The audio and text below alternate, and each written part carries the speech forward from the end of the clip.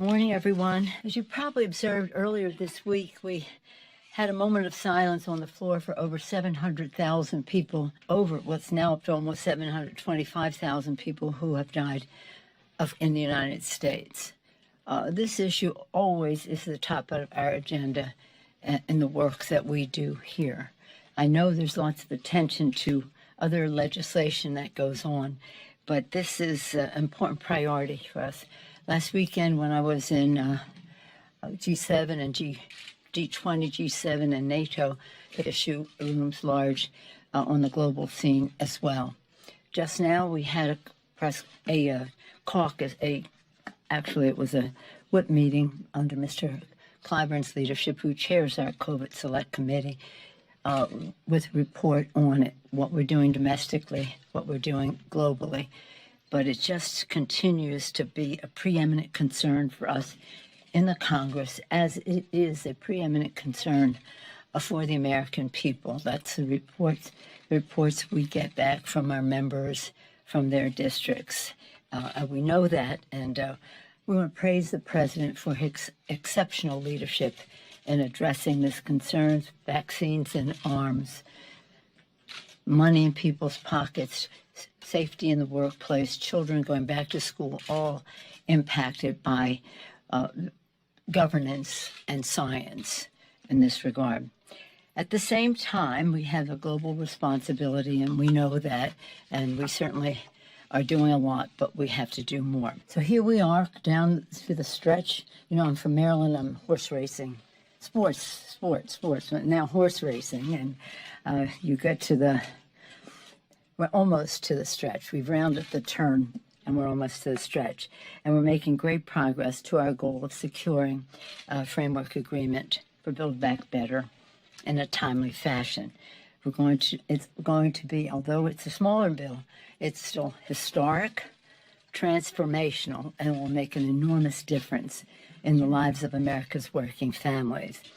Again, in the healthcare arena, we have lowering healthcare costs by reducing prescription drug prices. That's part of our goal. Expanding Medicaid in the states that did not accept the expansion before. Strengthening the ACA and improving Medicare, taking us to nearly universal coverage in our country. Another bucket is the family care piece of that. Children learning, parents earning, especially moms, but dads too, who have responsibilities in the home, with the child tax credit, child care / universal pre-K, they go together, home health care, paid family and medical leave, workplace development, and housing, to name a few of the aspects of that.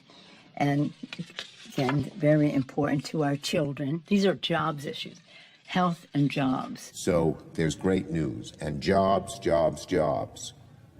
will rain down on every state. So there's much to celebrate with yesterday's signing. And in the weeks and years and months and years to come, the American people will see the benefits with their own eyes.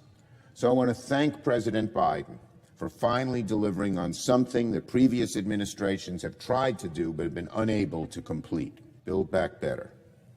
Make no mistake, we will keep going in the weeks ahead by passing the rest of the President Biden's Build Back Better agenda. It's very simple. If we want to create more jobs, if we want to fight inflation, if we want to help families lower costs, the best thing we can do is pass Build Back Better. Let me repeat that. Want to fight inflation? Support Build Back Better. For all of 2021, we've seen a historic and unprecedented economic recovery compared to where we were at the depths of the COVID crisis. But there's no denying that as our recovery continues, we must work to address supply chain troubles that have exacerbated inflation in recent months. Build Back Better is exactly what the doctor ordered. No fewer than 17 Nobel Prize-winning economists and economists across the political spectrum have said repeatedly that Build Back Better and infrastructure together will reduce inflationary pressures. In just, I think it was this morning's Washington Post, Larry Summers, one of the inflation hawks in this country, recommended passing Build Back Better as a way to reduce inflation. The child care investments alone will save parents thousands of dollars a year. Right now, families pay an average of $10,000 annually on child care for each kid under 4. Many pay more than that. That's a back-breaking expense too many families, the majority, simply cannot afford. Well, Build Back Better will provide the largest investment in child care ever. Extending the child care tax credit will help parents save on things like diapers and groceries and gasoline.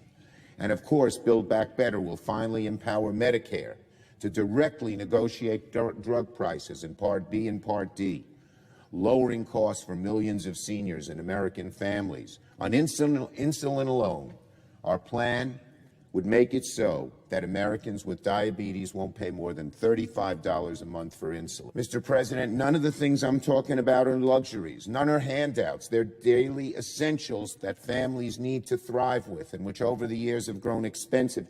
And America is behind this. Every poll you see there for all of these things. Why will not a single Republican vote for it? Why will not a single Republican vote to reduce insulin costs to $35? Not a single Republican vote to help Americans with child care. Not a single Republican vote for the best way to reduce inflation, even though they talk about it a lot.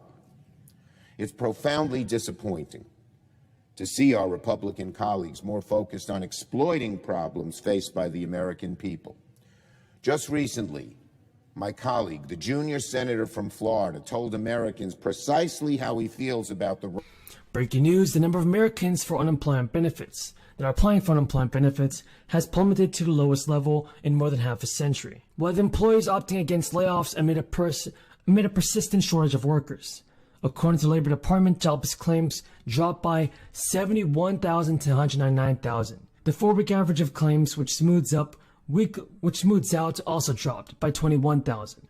Overall, 2 million Americans were collecting traditional unemployment checks. That ended the week of November 13th. That's down slightly from the week before.